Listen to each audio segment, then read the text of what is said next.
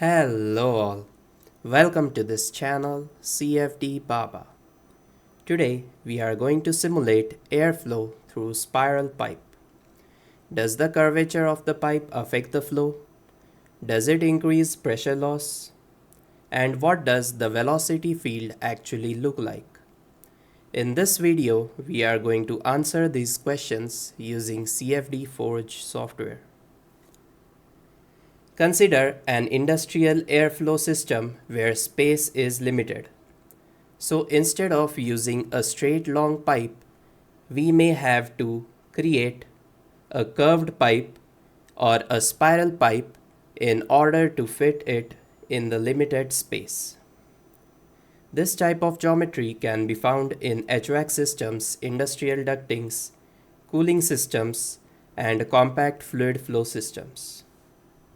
So the important question is, does this curvature affect the flow? Let's try to find this by doing a CFD simulation. We have the CAD model ready with us. Let's open CFDForge software.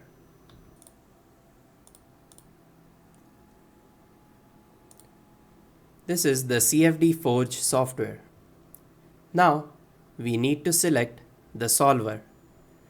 Let's use steady state flow. Next, we want to select the project folder. Let's select the simulation folder as our project folder. I'll copy paste the path and select this folder. I'll say yes, and it will automatically create the files required for the simulation. Next step is to go in the CAD tab and import our geometry. Let's import the geometry by going to the CAD folder and selecting all the STL files. Each file is created for separate boundary like inlet, outlet, and walls. Click on Open. Click on OK. Make sure that the STL files are clean and form a watertight geometry. Click on Analyze Geometry. It will give us the dimensions in X, Y, and Z direction for the entire CAD model.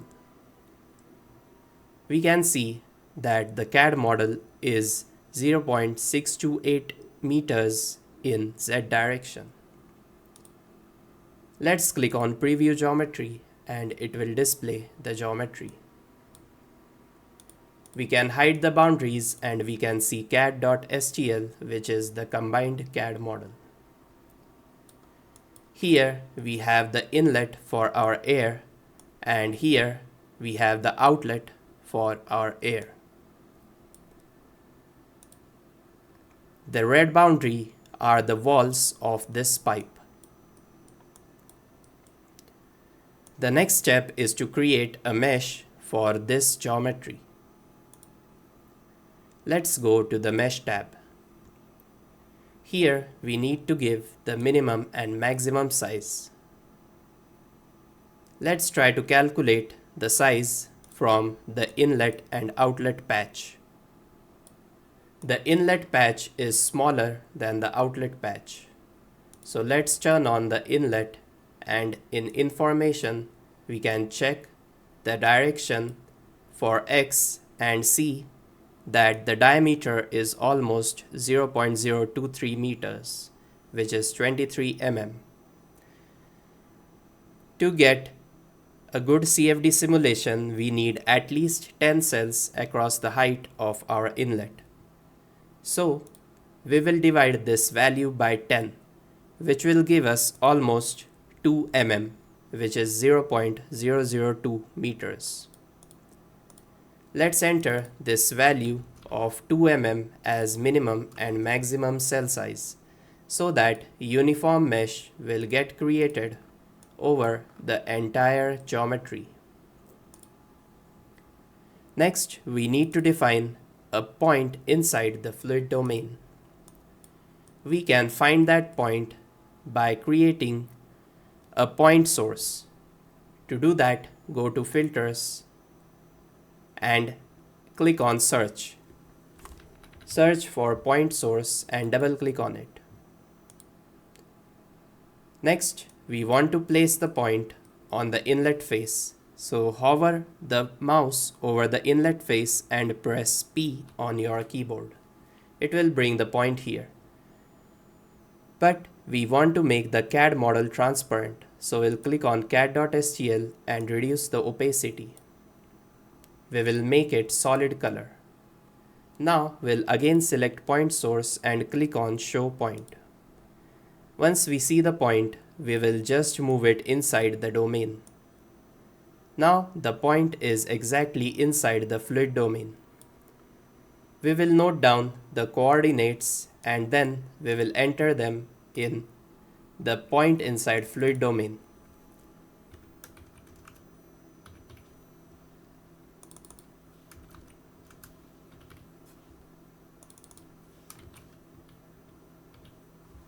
Once we have entered the point, we can select the number of boundary layers we want to create. In this case, we will not add any boundary layers. Next, we can add local sizing. Here, we can add cells between refinement level. Let's keep it 3. We can even add local sizing for inlet, outlet, and walls.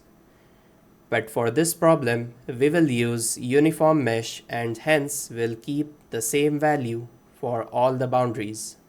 Click on Save Local Size Settings.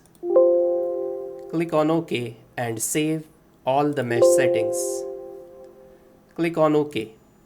Now we can enter the number of processors as 4 and click on Generate Mesh. It will use 4 cores for parallel computing. Let's wait while the mesh is getting created.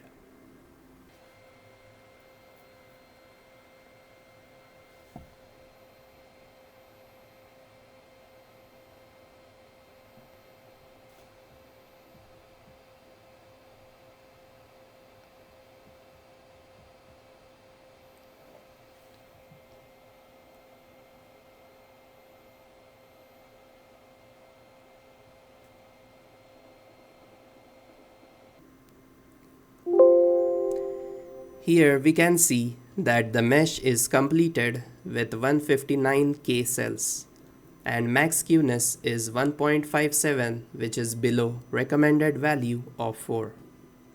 Let's click on OK and click on View Mesh to see the mesh. Here we can use surface with edges to view the mesh. This is a mixture of polyhedral and hexahedral cells. We can see that the mesh is uniform over the entire geometry. This mesh is good enough for our CFD simulation. The next step is to set up the case. Here we need to enter the kinematic viscosity and density of the fluid. We are assuming air as our fluid and using these values. Next, we can select the turbulence model. We will use realizable K-epsilon turbulence model. We need to specify turbulent intensity, which is 5% in this case, and eddy viscosity ratio, which is 10. Next, we need to set the boundary conditions.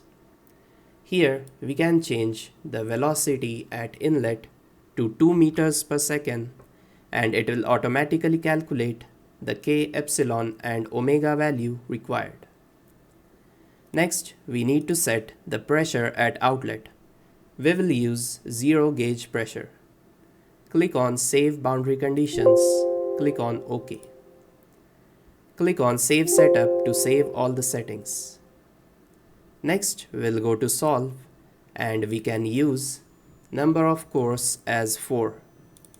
Next, we'll run this simulation for 200 iterations and we'll write the results after every 25 iterations. Click on Solve. We can monitor the progress of our simulation in the monitor plots. We can see the residuals for velocity, pressure, K and epsilon. We can also monitor the pressure values at the inlet. Currently, we see that the pressure is around 1.8 pascals.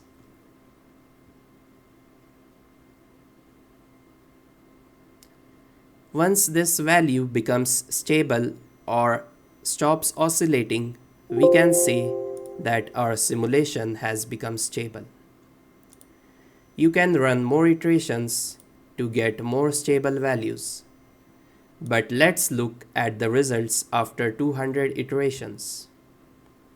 We can go to post-process and click on View Results. Finally, we see some colors. We can view the velocity on the walls of our pipe. I can rescale it to visible data range. Here you can see we have velocity of 2 meters per second at inlet, and the air is flowing through the pipe and the velocity reduces because the diameter of the pipe is gradually increasing. Also, the air tends to flow in a spiral manner, due to which it flows to one side of the outlet and the flow is not equally distributed on the outlet. We can also view total pressure to see how the pressure loss is happening inside the pipe. We can also view Y plus value.